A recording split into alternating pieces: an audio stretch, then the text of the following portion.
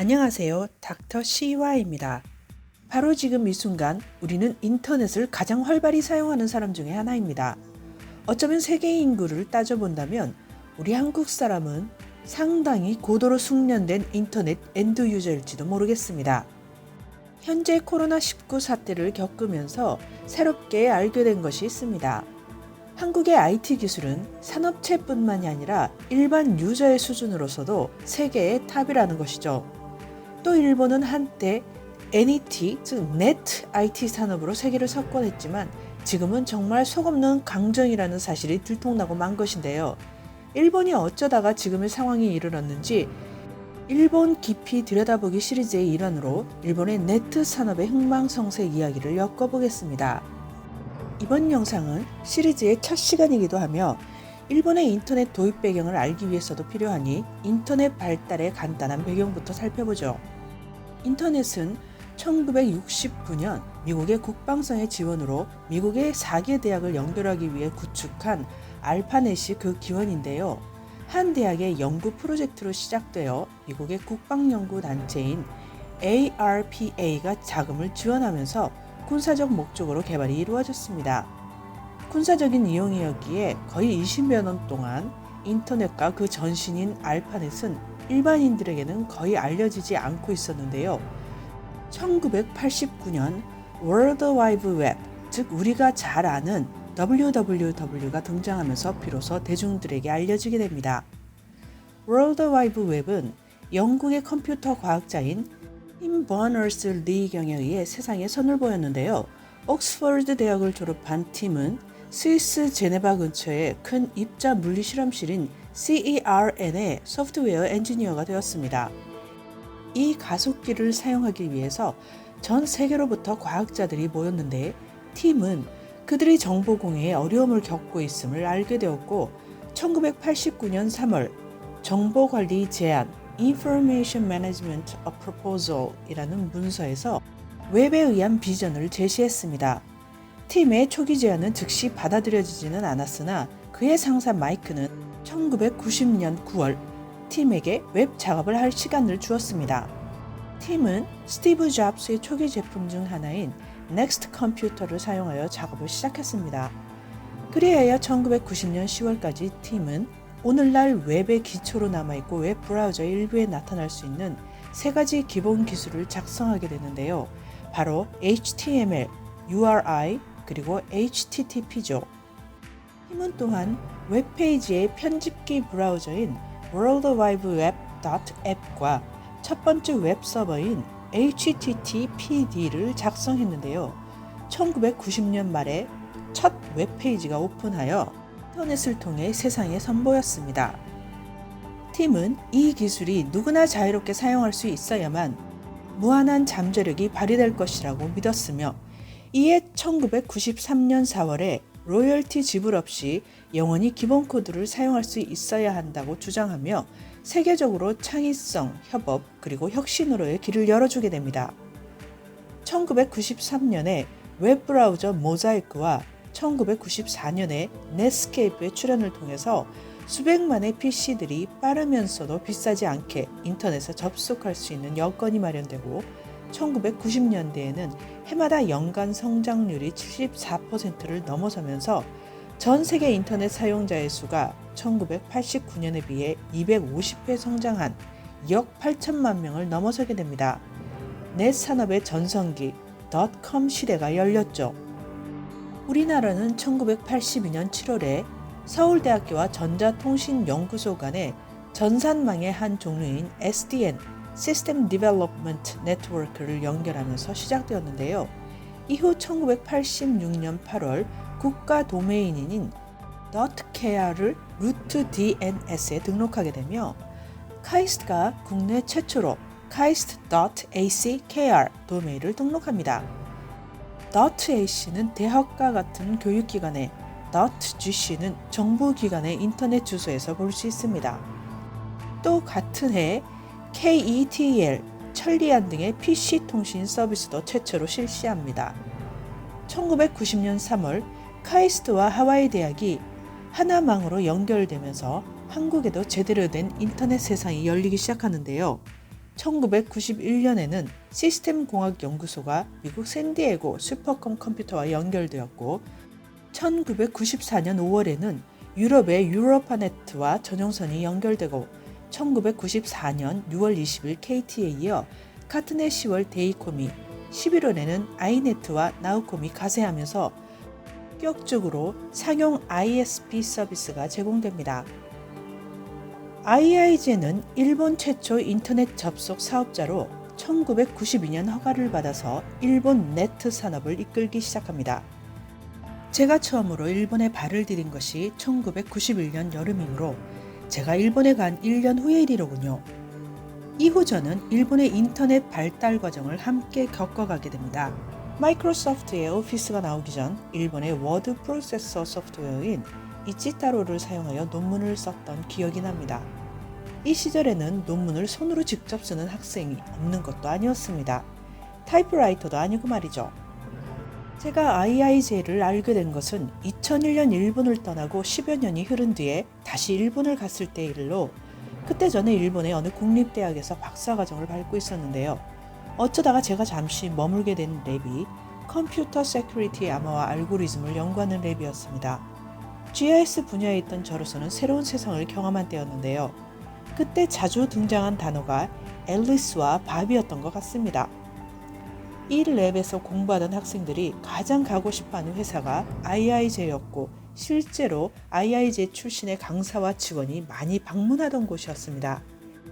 그럼 관련 업계 학생들이 가장 선망하는 기업 중 하나인 IIJ가 일본의 인터넷 산업을 어떻게 열어가게 되었는지 배경을 알아보죠. 니혼 케이자이 신문의 연재 기사는 IIJ와 일본 도쿄 지하철 살인 사건을 연결지으며 이야기를 시작합니다. 2018년 7월 6일 이날은 도쿄 지하철 살인 사건을 일으킨 옴진리교의 교주로 아사하라 쇼고라는 이름을 썼던 본명 마츠모토 치즈오를 비롯한 주동자 7명을 판결에 따라서 사형을 집행한 날입니다. 이날 이들의 사형 집행 기사를 접한 IIJ의 사장 스즈키 코우치 사장은 1994년의 어느 날을 회상합니다. 그는 경찰 관계자로부터 옴진리교가 IIJ의 넷 회선을 사용하고 있으니 이를 추적해달라는 요청을 받게 됩니다. 이에 스즈키 사장은 기술적으로는 가능하지만 이는 도청에 해당하므로 통신의 비밀이라는 헌법에서 보장하는 국민의 권리를 저촉하게 됩니다. 영장을 가지고 오시지요. 하며 거절합니다. 그로부터 1년 후 옴진리교는 지하철 살인 사건이라는 무차별 테러 사건을 일으키는데 이는 스즈키 사장으로 하여금 통신의 비밀이라는 국민의 권리가 결과적으로 국민의 테러를 희생양으로 만들었다는 사실에 대해서 자신의 행동이 과연 옳았던 것일까라는 의문을 지울 수 없게 만들었다고 합니다. 1993년이 저무는 12월 30일 스즈키 사장은 파산을 걱정하고 있었습니다. 자본금 1,800만 원으로 IIJ를 설립하고는 약 2달 만에 자본금을 다 쓰고도 회사를 옳게 운영할 수 없었기 때문인데요. 그 이유가 당시 일본 사회 전체가 통신 이퀄 전화라는 공식에서 단 한 발자국도 움직이지 않았기 때문이죠. 그저 눈 닫고 귀만 막으면 아무 일도 일어나지 않은 것이 되는 거야로 해석하는 그 버릇은 지금도 여전한데요. 당시에는 더욱 그랬죠. 잘 모르는 일이라 겁이 나니까 이해하려고도 받아들이려고도 하지 않았던 것이죠. 인터넷 접속 사업을 하려면 사업자 등록을 해야 하는데 당시 전기, 통신, 전파, 방송 분야의 담당 관청이던 우정성은 통신 사업은 공익 사업이니 망하지 않을 증명을 하라며 억지를 부렸기 때문이었습니다. 이에 IIJ가 그럼 관련 법률을 알려주세요. 그러면 우정성은 그건 우리 관청 내부 규정입니다. 아니 민간업자가 왜 관청의 내부 규정에 따라야 합니까? 이런 식으로 답이 보이지 않는 기싸움을 벌써 1년 3개월 이상을 지속하고 있던 때였지요. 이런 걸 일본말로 노도메굴이라고 하죠. 이렇게 사안에 대한 해결 방법을 찾을 생각은 하지 않고 요리조리 말꼬리를 물고 늘어지고 말도 안 되는 원칙, 규칙, 사칙, 내규 등을 들이미는 일본 관청 행태는 저도 단연간의 경험을 했던 일입니다. 이럴 때는 다양한 인맥을 통해서 중개 역할을 해줄 사람이 있으면 그나마 돌파구를 찾을 가능성이 있는데요. 실제로 스즈키 사장도 당시의 오크라쇼에 아는 분의 인맥을 통해서 방법을 찾게 됩니다. 현실적으로 모든 사람이 정치적 혹은 경제적 기반을 다지고 사회적인 지위를 가진 인맥을 가지고 있을 수는 없지만 어떻게든 인맥줄기라도 찾을 수 있으면 생존의 길이 열릴 가능성이 생깁니다. 일본은 이런 현상이 엄청 심한 나라라고 볼 수 있죠. 우리는 지금 일본이 코로나19에 대응하고 있는 모습을 보면서 일본 행정 관료들의 뼛속 깊이 새겨진 꽉 막힌 아날로그 방식이 30여 년이 지난 지금도 여전히 이어 있음을 보고 있고 또 놀라고 있습니다. 그러니까 일본은 아무리 IT 테크놀로지의 발전이 이루어진다고 한들 그들의 DNA에 녹아있는 아날로그 근성, 책임 회피성 행위와 남을 탓하는 버릇은 어쩔 수 없는 게 아닌가 합니다. 사회 전체의 하드 인프라는 변해도 사람의 질적인 면인 소프트 인프라는 계몽되지 못하고 그들의 쇼와 시절부터 이어진 발상 그대로일지도 모르겠습니다. 1992년 말 미국 일리노이 대학의 부설 NCSA 연구소의 마크 앤드루스는 사회형자 친화적이고 그래픽이 포함된 웹 브라우저를 개발하고 1993년 1월 23일 NCSA가 모자이크 웹 브라우저를 무료로 이용할 수 있도록 배포하면서 모자이크 웹 브라우저는 첫 해에만 200만 회라는 폭발적인 다운로드 수를 기록하는데요. 바로 이 마크 앤드리슨이 직접 스즈키 사장에게 혹시 자신에게 투자해 줄 수 있는지 타진을 해옵니다. 스즈키 사장은 눈앞에 천재류의 기회가 다가왔음을 직감하지만 당시 그에게는 누구에게 투자를 해줄 처지는 아니었죠. 자신이 세운 IIJ가 파산을 할 수도 있는 상황이었으니까요. 그러던 어느 날 스즈키 사장은 술자리 사석에서 우정성을 상대로 고소를 할 수도 있다며 반협박을 한 끝에 우정성이 겨우 IIJ가 망하지 않을 증명을 하는 방법으로서 3억엔이라는 재무적인 기반을 증명하라는 조건을 제시하도록 만듭니다. 그로부터 한 달 정도를 이 은행에서 저 은행으로 뛰어다닌 스즈키 사장은 겨우 이 조건을 충족시키면서 1994년 2월 28일 바라고 바라던 사업인가를 받게 됩니다. 이렇게 방법이라도 제시를 해준다면 사업하는 사람으로서는 어떻게든 해결을 해보려고 뛰어다닐 수는 있죠. IIJ는 사업인가를 받은 바로 다음 날인 3월 1일부터 일본 최초로 일본의 상업용 인터넷 접속 사업을 시작하게 됩니다. 일본의 통신의 개념이 전화에서 인터넷으로 이행하는 첫걸음을 내딛게 되며 민간 네트 산업의 첫 생명이 잉태되는 순간이라고 하겠습니다.